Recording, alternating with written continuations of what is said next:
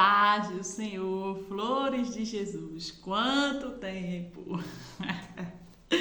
Como é que vocês estão? Espero que todo mundo esteja bem. A palavra de hoje exatamente vai falar sobre isso, sobre o tempo, né? O tempo de Deus. E tá lá em Eclesiastes 3, que diz assim: há tempo para tudo. Olha só. Para tudo há uma ocasião certa. Há um tempo certo para cada propósito debaixo do céu. Tempo de nascer, tempo de morrer. Só até aqui. Há tempo para tudo. Ocasião certa e tempo certo. Vamos lá.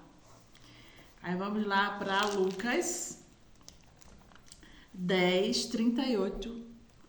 Vou direto para o 39, que diz assim: Maria, sua irmã, ficou assentada aos pés do Senhor, ouvindo a palavra.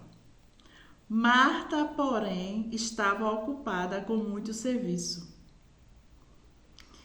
E, aproximando-se dele, perguntou: Senhor, não te importas que minha irmã tenha me deixado sozinha com o serviço? Dizei-lhe que me ajude. Olha, ela ainda foi falar para Jesus mandar Maria ajudar ela. Olha só. Respondeu Jesus 2 vezes: Marta, Marta, você está preocupada e inquieta com muitas coisas. Muitas coisas, né? A palavra diz o quê? Há uma ocasião certa, há um tempo certo para cada propósito. Você está preocupada com muitas coisas. Todavia, apenas uma é necessária. Maria escolheu a boa parte e esta não lhe será tirada.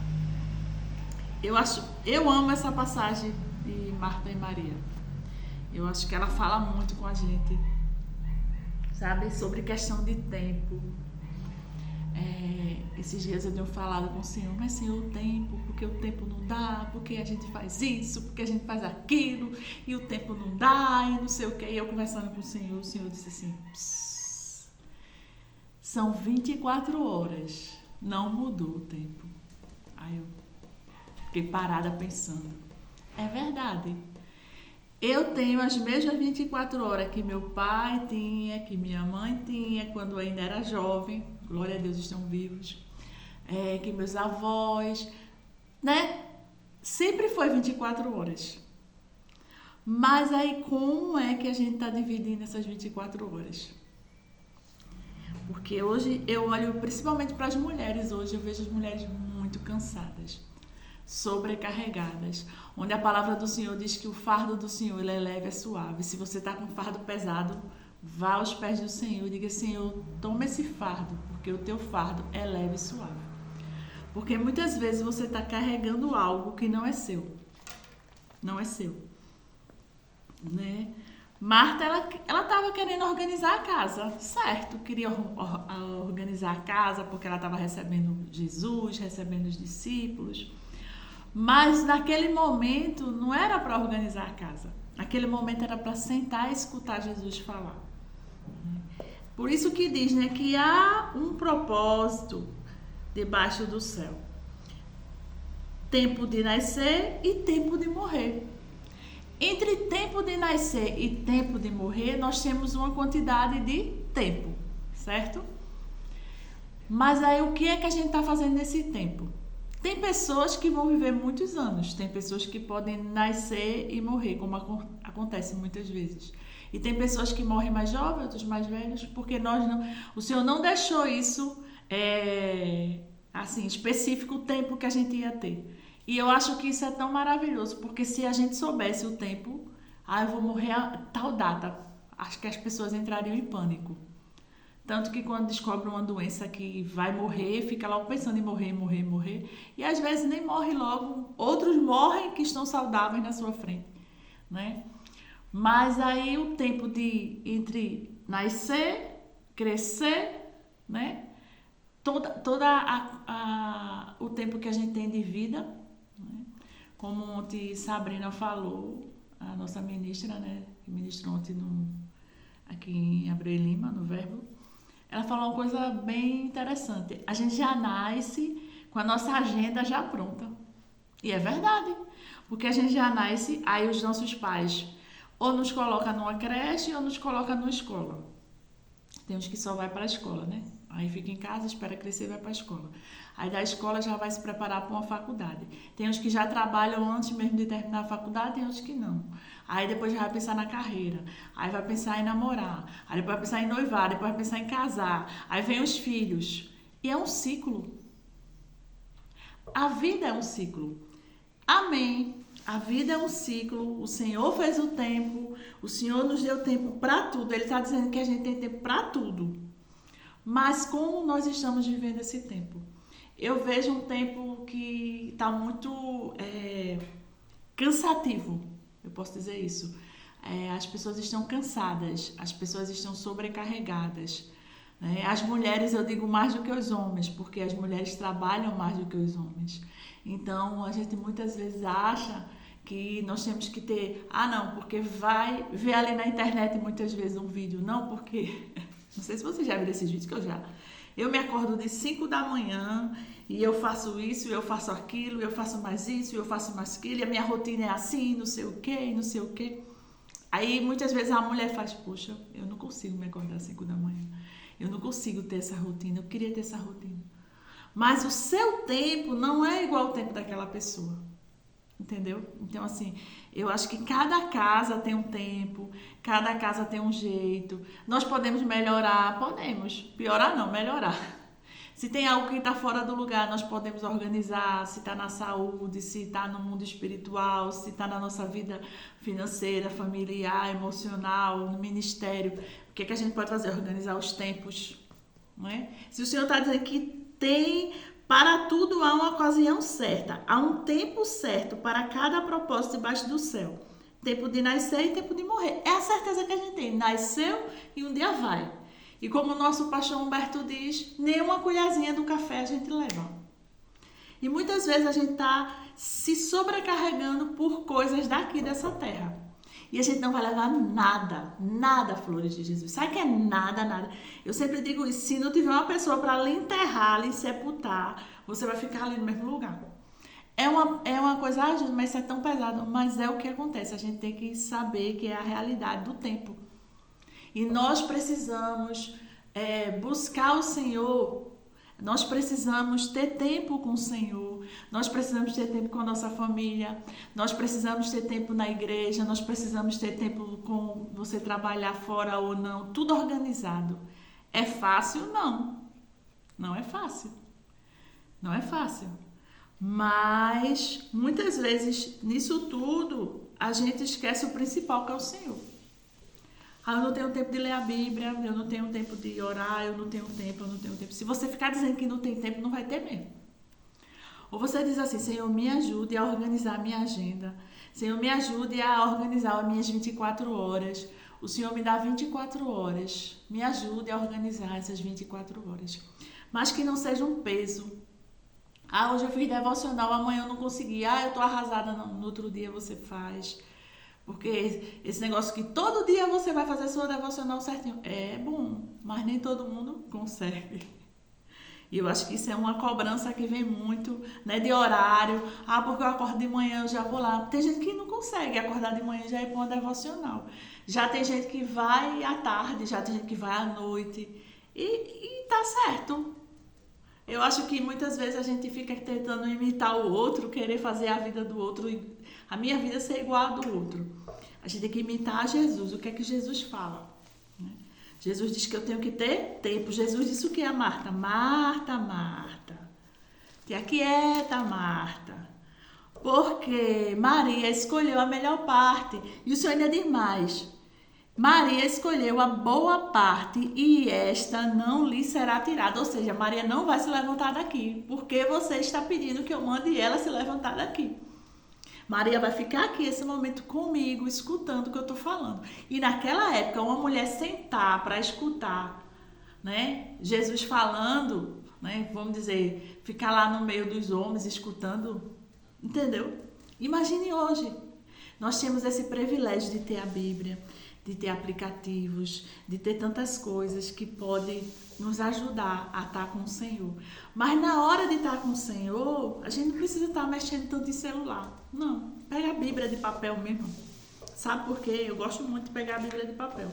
Porque se você pegar o celular, vai vir uma mensagem, vai vir uma notificação, vai vir alguma coisa, não sei o que você tirar as notificação.